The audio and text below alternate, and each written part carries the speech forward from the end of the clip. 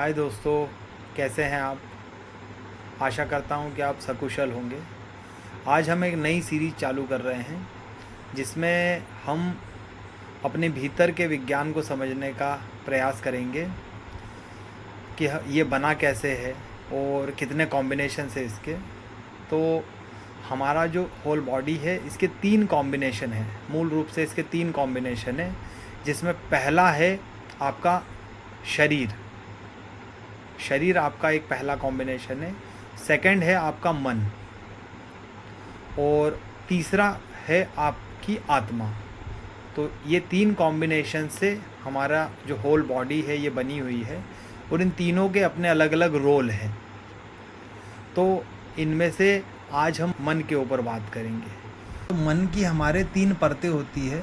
तो इसमें पहली परत है जिसको हम चेतन मन बोलते हैं। तो जो हमारे करंट में जो चीज़ें हमारे भीतर चल रही है वो चेतन मन में सभी चलती है। जैसे कंप्यूटर का जो रैम होता है, जो करंट में फाइल्स चल रही है, वैसे ही जो करंट में फाइल्स हमारे अंदर चलती है वो सब चेतन मन में चलती है।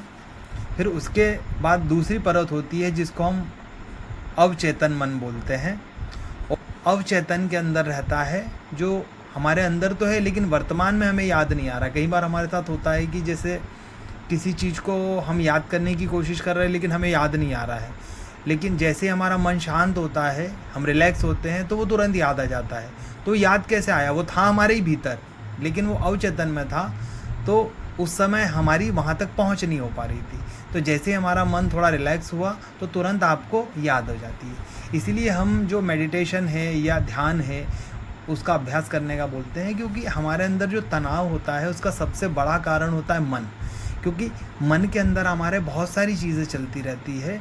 और फिर तीसरी परत है जो अचेतन है। जितने भी गुण है या अवगुण है हमारे अंदर, ये हमारे मन से जुड़े रहते हैं। जैसे ईर्ष्या है, द्वेष है, अहंकार है, क्रोध है, मोह है, प्रेम है, ये सारे गुण या अवगुण जिन्हें कहे वो हमारे मन से ही जुड़े रहते हैं। इसलिए हमारे मन पर सबसे ज़्यादा तनाव होता है। तो जो हमारी थकान होती है वो शरीर से कम होती है, मन से ज़्यादा होती है। तो इसलिए हमारे मन को रिलैक्स करना ज़रूरी होता है। तो मन को रिलैक्स हम तब कर पाएंगे जब हम मन को की जो स्थिति है उसको समझेंगे। तो आज हम मन की स्थिति को समझना चाह रहे हैं। तो पहला होता है चेतन मन, जो करंट में चीज़ें चल रही है, और दूसरा होता है अवचेतन मन, जो चेतन के पीछे है, और तीसरी परत होती है जो अचेतन है। तो आज के लिए इतना ही है दोस्तों।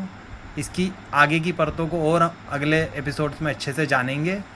आपको ये जानकारी कैसी लग रही है प्लीज़ कमेंट करिए, और अगर अच्छी लग रही है तो आप इसे सब्सक्राइब कीजिए, शेयर कीजिए और दोस्तों में फॉरवर्ड कीजिए। धन्यवाद।